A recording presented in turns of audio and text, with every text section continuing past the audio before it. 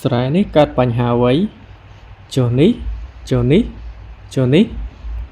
វាមិនមែនជាជំងឺទេវាកើតឡើងពីសត្វល្អិតវាគឺជា Thrip គឺជាសត្វល្អិតតូចប្រវែងរបស់វាមានត្រឹមតែ1ទៅ 1.5 មីលីម៉ែត្រតែប៉ុណ្ណោះវាបំផ្លាញទៅលើដំណាំស្រូវទៅលើស្លឹកស្រូវសម្បកឬផ្ការបស់ស្រូវ Thrip បំផ្លាញខ្លាំងនៅពេលស្រូវនៅតូចឬក៏វគ្គសំណាបពេលវាបំផ្លាញធ្វើឲ្យស្លឹកស្រូវក្រៀមឬក៏ទៅជាលឿង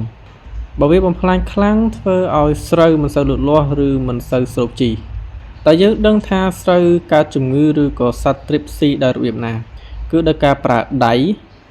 ជ្រលក់ដៃបងប្អូនជាមួយនឹងទឹកឲ្យសើមរួចវាសទៅលើស្លឹកស្រូវបន្ទាប់មកយើងនឹងឃើញមានសត្វល្អិតតូចៗនៅលើដៃរូបរាងរបស់វាស្រដៀងនឹងចៃនោះហើយគឺជា Thrip បំផ្លាញខ្លាំងនៅពេលអាកាសធាតុក្តៅឬក៏ស្រែដែលខ្វះទឹកវិធីការពារនិងកម្ចាត់ Thrip ទី1រក្សាទឹកក្នុងស្រែឲ្យបានគ្រប់គ្រាន់ទី2ប្រើប្រាស់ពូជធន់ទី3កម្ចាត់ស្មៅជុំវិញស្រែ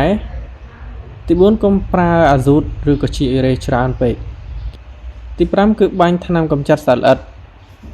មានធាតុសកម្មដូចជា Fipronil Imidacloprid ឬក៏ Thiamethoxam បើសិនជាបងប្អូនមិនចង់ចំណាយច្រើនបងប្អូនអាចប្រើប្រាស់ថ្នាំក្តាមដែលមានធាតុសកម្ម Alpha Cypermethrin បើសិនជាបងប្អូនចូលចិត្តវីដេអូនេះសូមចុច like ហើយនិង share ទៅកាន់កសិករផ្សេងទៀតជួបគ្នានៅក្នុងវីដេអូក្រោយ